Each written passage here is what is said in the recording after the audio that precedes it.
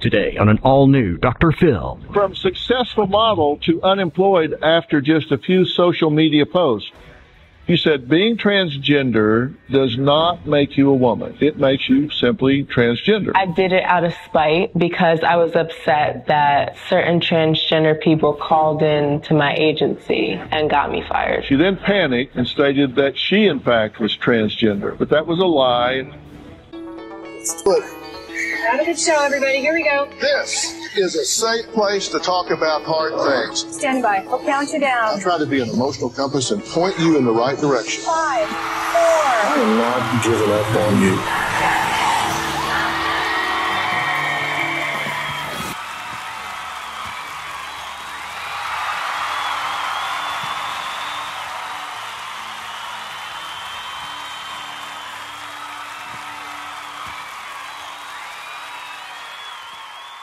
Sorry about that. I was just on my phone checking my Facebook, and you know what I noticed?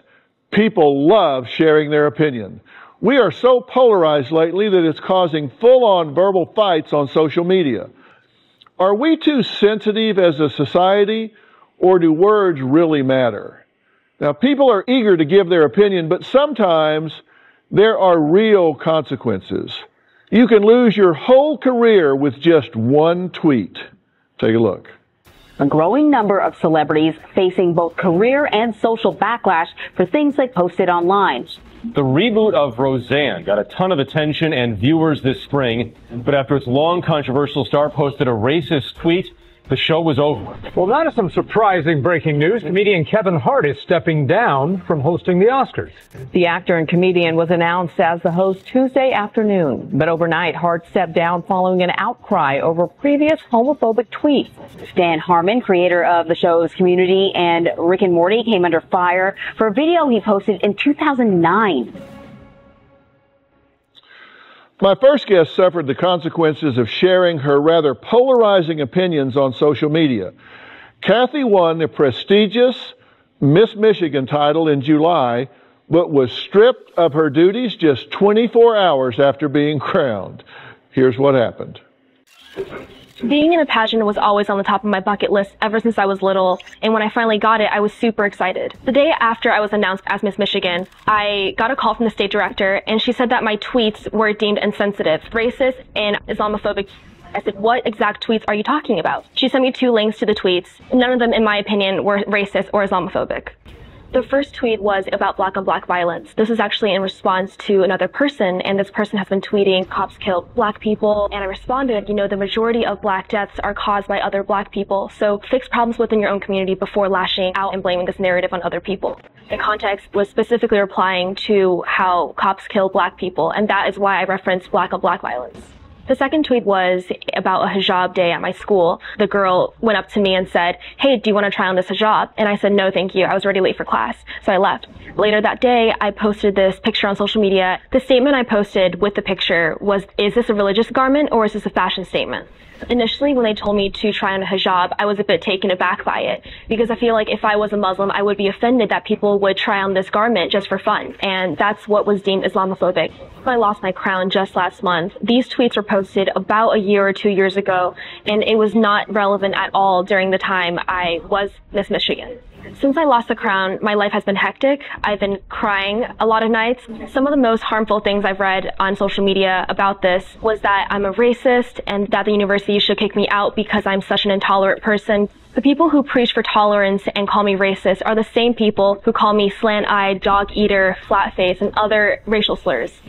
I've had over 1,000 death threats on all forms of social media, but it doesn't really affect me anymore because there's so many of them. I think people on social media are way too sensitive nowadays. Even if they are proven wrong, they still want to lash out at you. Okay. Tell me what you thought was going to happen when you wrote that. Anything? Nothing? Something? Were you trying to create dialogue? What was it? Why did you write anything at all? I mean, since 2016, I've been an active political commentator on social media, and I started in high school. And these tweets were actually written, 2 years ago. When I wrote those, I just wanted to express my opinion. I wanted to express how I felt in that situation, and to back it up with some facts or some pictures. Do you stand by what you said in that particular quote. And the quote was, "Did you know the majority of black deaths are caused by other blacks? Fix problems within your own community first before blaming others." And you were responding to another tweet that said, "Stop killing black people." Correct. Which was in reference to police actions, right? Yes. So do you stand by that? Completely, yeah. Everything I said in that tweet was backed up by FBI statistics. And you're referring to FBI stats on homicide data, and I put some of those up. White victim total 3,567 homicides in 2017. White offenders 2,861, 80.21%. Black or African American victim total 2,970 homicides. Black or African American offenders 2,627, which is 88.45. So that's what you're talking about when you say that most of black deaths are by black offenders. Yes, yes. When you see my tweet by itself without the context of it, of course, it looks bad, but I was referring to another tweet, and I actually quoted it on my Twitter account. But here's the thing, particularly if you aspire to a position of high visibility, recognizability, where you're representing your state and all of that, is Twitter a place to have a serious conversation? Is it irresponsible to sum this up in 140 characters or less? I mean, because if you're going to have a serious discussion about this, you need to talk about all the different statistics. I get invited on the newscast all the time, on cable news and stuff, and I say, well, what's going to happen? Well, we've got a 3-minute window here. We want you to talk about race relations. I say, no, thank you. No, thank you. I'm not going to discuss a 200-year history of race relations in America in 3 minutes. Thank you. No, that is an insult to the people involved. It's an insult to the topic. It trivializes it, and I won't be part of that. So I say no, probably. When was the last time you saw me on one of those shows talking about that stuff? Never. Never. When was the last time you saw me on a panel of people all yelling out different things? No, I'm either going to have a serious discussion that's thoughtful about the topic or not at all, and you're tweeting about it. I mean, that just seems irresponsible to me. No, I completely understand your point. I get it completely. But the thing is, though, I've been doing political commentary since 2016, since I was a junior in high school. And that's my hobby. I love doing it. And this, in particular, like, we have to understand that this was in response to someone else. And that's why I referred to the specific fact about the black on black crime instead of white on white crime, because that wasn't even the topic. So that's what it was. Well, it's completely unresponsive to my point. What was? My point was, is that the right place to be making a glib comment on Twitter with a limited space to make your comments? Because I don't think that you were meant to be offensive, but I think that that's a glib comment that is very easy to take out of context. What do you suggest I do when I do see a comment that says cops are all bad or cops are all pigs? What do you think I do? I think it would be good to say something like, I actually wrote a thoughtful essay on this. Here's a link. And you can link to an essay where you have the time to talk about the subject matter in a thoughtful way. I understand your point. I do get your point, but I disagree in that subject. If I post an article, a full article with facts, statistics, no one is going to look through it and look for what's happening. People want this satisfactory of getting the information in 1 second, 2 seconds, and that's what I wanted to do. I wanted to make sure that, hey, there is another side to this whole story about cops killing black people. There is a statistic to back it up, and that's what I did. Well, the fact that they read headlines, make decisions, and move on is none of your business. What is your business is what you say and are tied to when you're in the position that you're in. All right, find out why Kathy says coming out as a conservative is harder than coming out as gay when we come back.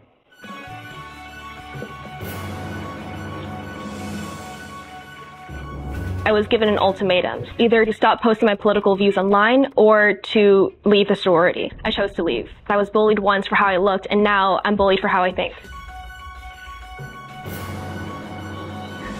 A lot of the students in my university think that they can't come out of the conservative because they don't want backlash from other students. I don't want to diminish the fact that coming out as gay is a very difficult thing to do. I completely empathize with that. But I think that if you walk into any public space and shout out, I'm gay versus I'm a Trump supporter, you'll definitely get weirder looks for being a Trump supporter. When I walk around with a Trump hat on, I get weird looks from people. Once a burrito thrown at me, people spit on my shoe sometimes. I have a sticker on my laptop that says, I support free speech, and people don't want to sit next to me in class.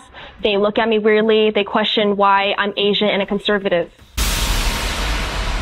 Well, Kathy won Ms. Michigan 2019, but got her crown removed the day after, they said, because of comments she made on social media, which the pageant deemed offensive, insensitive, and inappropriate. That's a quote from them. Kathy says they're just her political views, but she also got kicked out of her sorority for the same type reason. Take a look.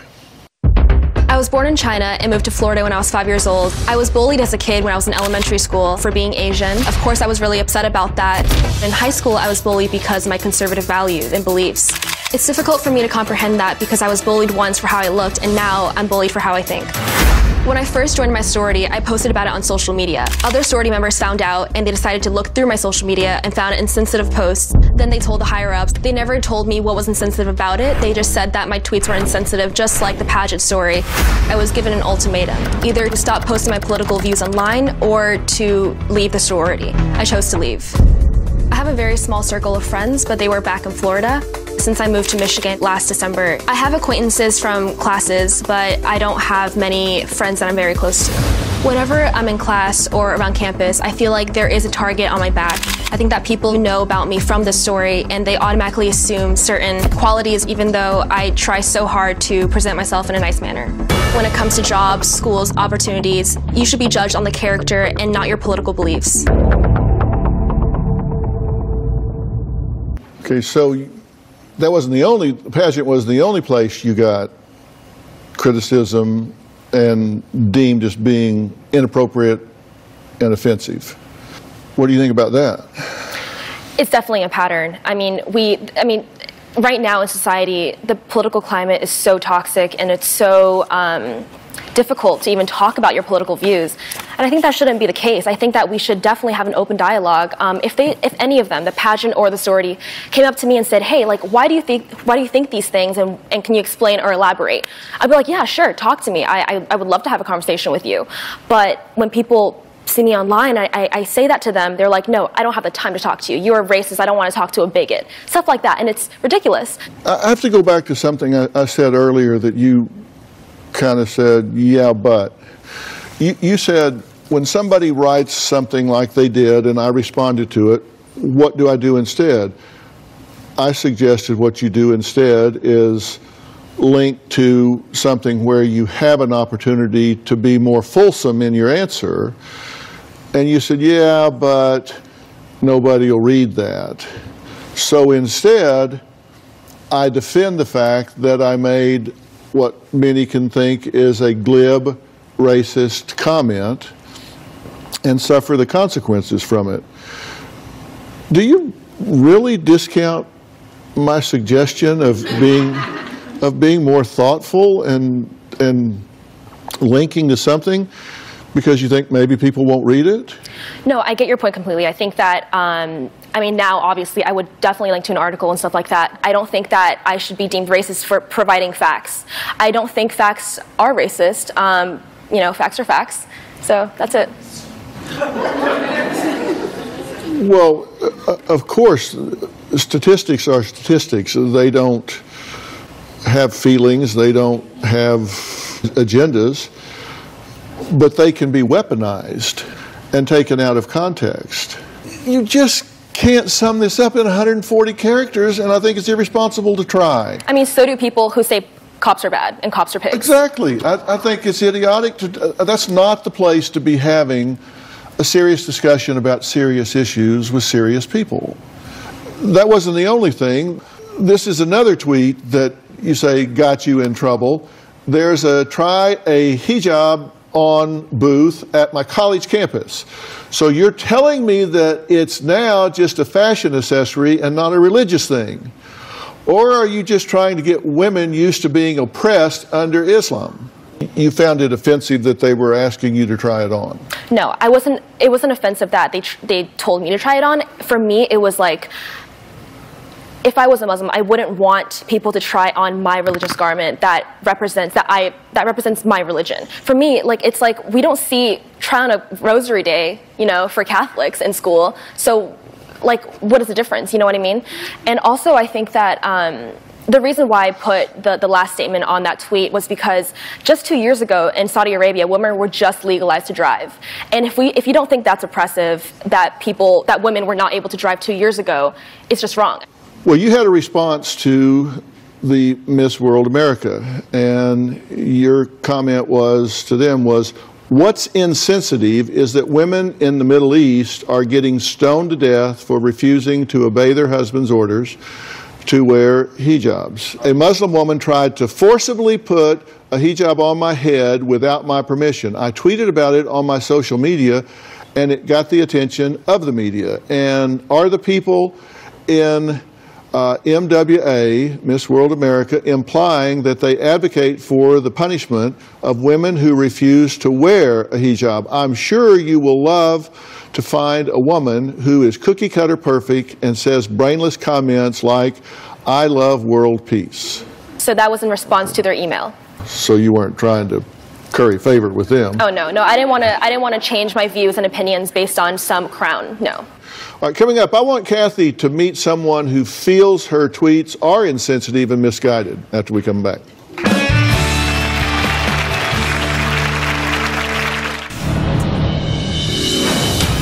The relationship between my parents and I have been really difficult. They speak primarily Chinese and I speak primarily English.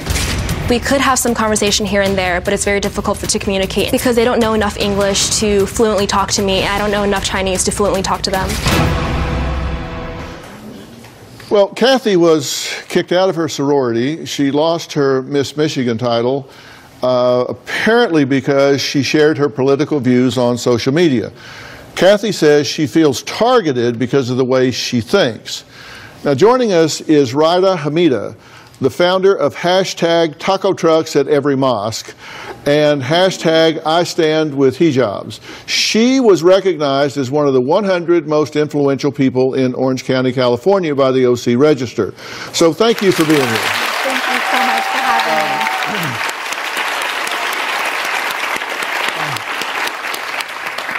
me. You've been listening to everything we've been talking about, right? What's the problem with Kathy's comments, if at all, from your point of view? So what I think is really important to shed light on is that earlier she mentioned that she would totally be open to dialogue and that she would love to speak to someone, right, that would kind of shed some light on some of the things that maybe she's given information about. So do you have any friends that are Muslims?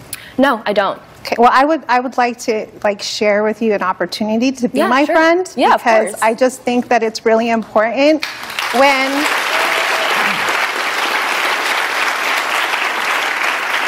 when you're surrounded around the same group of people all the time and they don't share different perspectives, you tend to think the same way. And so I want to give you an opportunity to learn from me as a Muslim. I am a proud hijabi. I wear hijab pretty much like 20 hours a day because I sleep for 4 hours.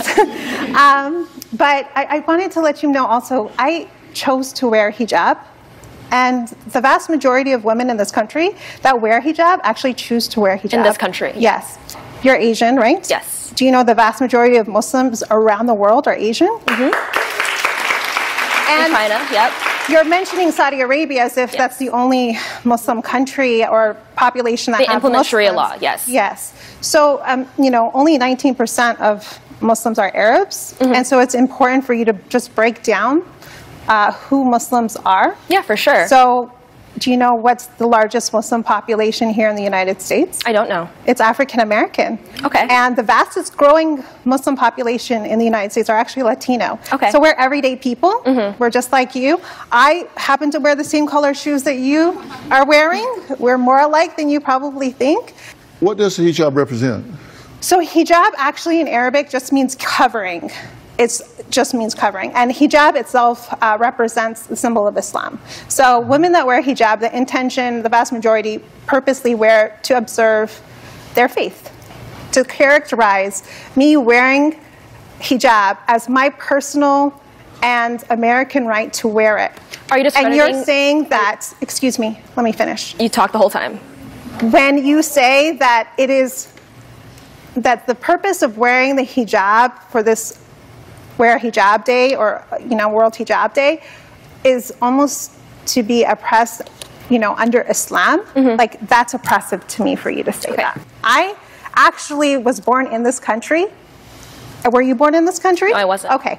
I wear hijab, right? And I'm practicing my First Amendment right. I was born in Burbank. I'm a California girl, right? And it is the most American part of me to practice my faith. I'm curious if you feel at all enlightened by anything that she's said here. I think that, hearing you speak about it as your experience in America with your religion, it's a great thing to know that that is accepted in America. But again, specifically for me, I was talking about those in Muslim majority countries who operate under Sharia law and implement Islam as like a ruling, like a government thing. Yeah. And that's I like having a conversation with you because I get to understand your perspective from it, and I hope you understand my perspective on it too. You mentioned earlier that you have a target on your back for the things that you said on social media. I have a target on my back just because I wear hijab. So Well, I've learned from some of the things you've said today, so I thank you very much. Thank you so much. Okay. Thank you. My next guest went from successful model to unemployed after just a few social media posts. She says she's here to clear things up. We're going to meet her next.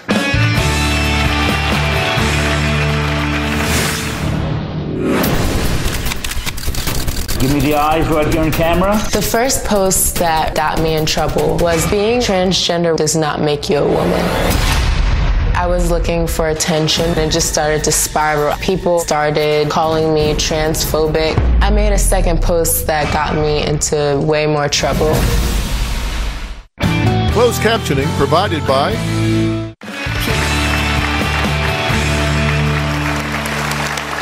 My next guest at just 20 years old was traveling the world, hanging out with celebrities, and on her way to becoming the next supermodel. Carissa has been featured in campaigns of major brands like Coach, Marc Jacobs, and Rihanna's lingerie. But she recently found herself in a PR nightmare that ended in a big loss for her career.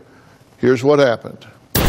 A few months ago, I was in Japan. I was shooting for clients. I felt isolated, I felt alone, and I happened to come across a story about a transgender woman who was brutally murdered. Her name was Malaysia Booker. I felt I needed to shed light on the situation. The first post that really got me in trouble was when I stated, being transgender does not make you a woman. It simply makes you transgender. I was looking for attention when I first made the post. It was selfish. I was definitely sleep deprived. I was in the moldy room, and the side effects from the mold are nausea, depression, anxiety. The moldy room definitely played a part in the post. A lot of famous people reposted this, and it just started to spiral out of my control. People started calling me transphobic. My agency sent me home from Japan about 3 days after I made the post. After being home for about 2 weeks, my agency told me that it was best that we just move on. People were just shunning me. I even tried to sign with another agency, and they told me now's not the best time. And I panicked. I made a second post that got me into way more trouble. I did it because I took some really bad advice. I wasn't ready to come out about it yet, so I'm being forced to tell the truth. I'm transgender. I did it out of spite because I was upset that certain transgender people called in to my agency and got me fired. A week after I had posted that I was trans, I then posted that I lied about being trans. The hate got significantly worse. The first post doesn't bother me because I knew my real intentions behind it. I regret my second post the most because I lied about being something that I'm not. Okay, why did you sit down and type what you typed to begin with, the first post? I was just going through a lot of mixed emotions after reading a post about Malaysia Booker, a transgender woman who was just brutally murdered. And I felt as though I needed to create a dialogue about it in any way that I could, and I just didn't express it correctly. Okay, well, here's your post. This was on May 23rd. You said, being transgender does not make you a woman. It makes you simply transgender. Correct. I just wanted to start a dialogue. I just didn't know the consequences would be so detrimental and devastating to my career. Do you understand the concept of gender identity? I believe so. Gender identity is really one's internal, deeply held beliefs about who they are. So if someone is assigned as a male at birth, but their deeply held beliefs, their enduring, deeply held beliefs, are that of a female, then they would be referred to as a transgender woman. If you believe internally that you are a woman, then who am I to say or judge and tell you that you're not? Good point, which is why your tweet would be offensive to the sensibilities of those who feel at the absolute core of their soul that they are in fact a woman, they are in fact female. I've realized now, I really do realize now that I could have come across way more kind. It was just very insensitive during such a sensitive time, you know. And I really want to just make an apology to myself first and foremost for ever saying that I was something I'm not. I think that was the lowest point in my life. Because then the next thing, you said, I really do want to take back my trans comment because if they can say they're women, I can reclaim my virginity. Well, can't I? Can't I say that? Well, you can say whatever you want to say, but when you choose the behavior, you choose the consequences. Carissa has many excuses for why she did what she did, but is she really owning her words? And if not, why not? We'll talk about that next.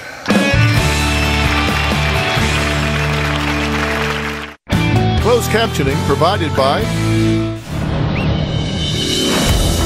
I was still active on social media after I made the statement because I felt I had to defend myself. Defending myself made it worse, and people definitely just began to slander my name more and create rumors.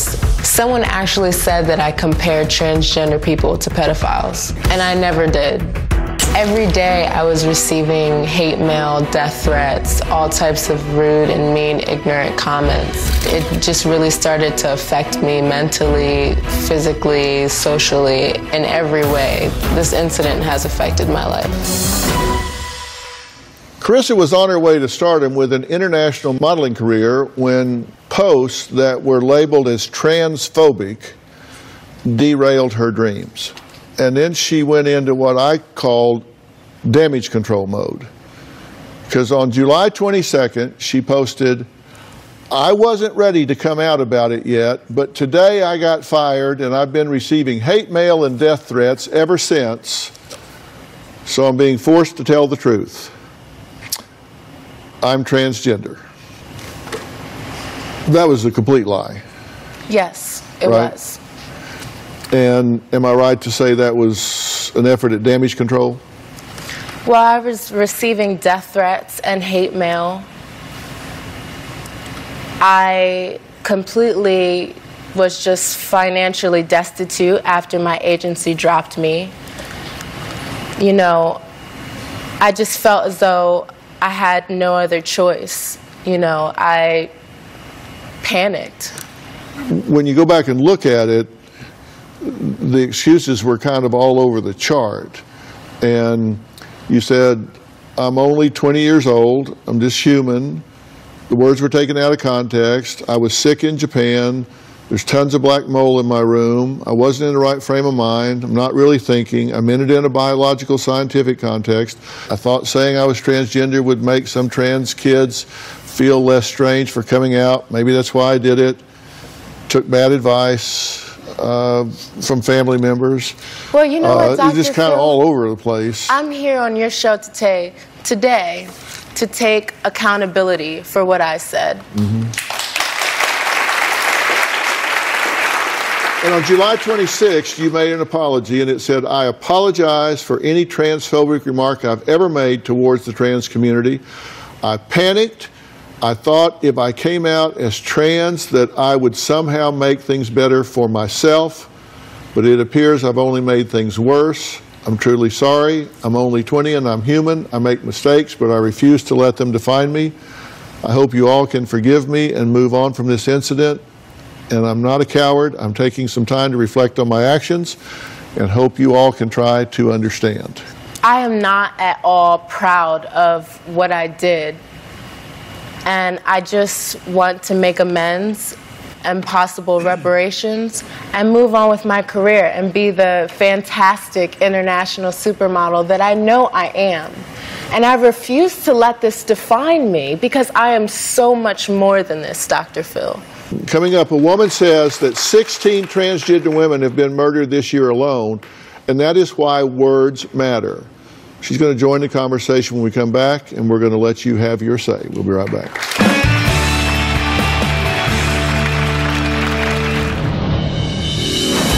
Being a kid from African American descent with light skin and freckles was really hard because I couldn't blend in. I experienced body dysmorphia as a kid, and because of the bullying, I would think that there was something wrong with me. So that's why I am a model. Excellent. Give me that smile again. I have kids from all over the world that contact me and tell me that what I'm doing is so inspiring. If I gave up modeling, I feel as though I would let down a lot of people. Well, Carissa lost her modeling contract in New York after posting what people labeled transphobic comments on social media. She then panicked and stated that she, in fact, was transgender. But that was a lie, and she later apologized for saying that. Carissa says she understands what transgender women go through because she has dealt with discrimination. So joining us is Ashley Marie Preston, a cultural commentator and trans activist, and Jayla Rocks, TV personality and the first African-American transgender woman to own a beauty company. So welcome to both of you. So you guys have been listening to the conversation, right? Yes. So let me give you all the floor first. Yeah, I think that probably one of the most heartbreaking parts of the story was bringing up Muhlaysia Booker, who was a black trans woman who a week before she was murdered had been violently beaten by a mob of people that went viral. And so the fact that you wanted to open up this conversation to be helpful is in direct conflict and opposition of the fact that statements such as yours are direct contributors to the violence that trans people face. I'm a very spiritual person, so I wanted to think, like, where is this coming from? It seemed like it came from a scared and hurt place, from a scared and hurt person. And I admire you today for coming here on a public forum and stating your apologies, but something about it doesn't seem genuine to me. You know? Well, I think as I sat backstage, I cringed because you said, first and foremost, I want to apologize to myself. And when I heard that, it further underscored the fact that I don't know that you're quite sad about your actions as much as you're sad about the inconvenience of accountability. And I think this is so important for you is education. Because, and I'm not trying to be condescending, and when I use the word ignorant, if you look it up in the dictionary, it means an absence of information. And I think a lot of what you said was said from ignorance, not malice. I don't think she understood the gravity of what she was saying or the impact it would have on the community that you say that she just completely invalidated with her words. And I don't think she's going to have the ability for authentic remorse about this until she really educates herself and understands why what she said was so wrong. I think that education is important, but you don't need a doctorate to understand the common concept of respect. I think what you're learning now that many people understand is while it is a country where we do have free speech, a platform is a privilege, it's not a right. We'll be right back.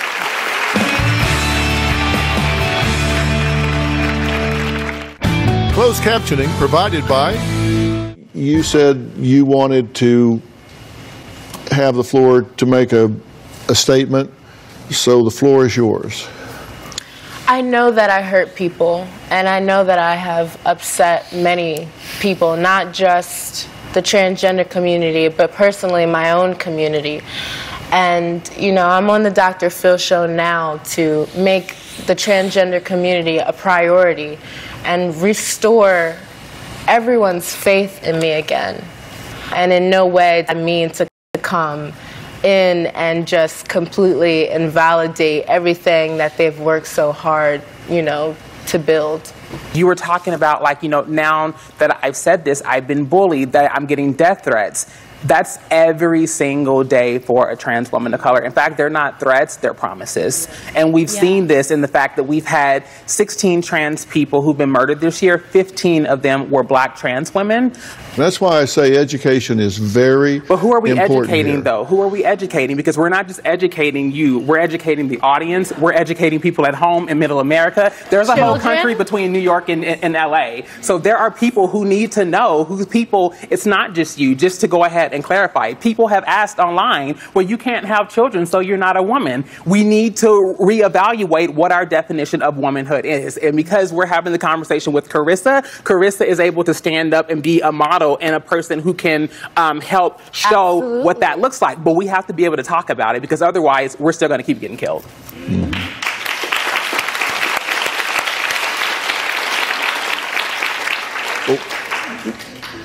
You just said something very important. What do you think is the main thing people need to understand to stop that from happening? I think transphobia, when we think about what transphobia looks like, first and foremost, I would offer up that unless you are a person of trans experience, you don't get to determine what's transphobic and what's not.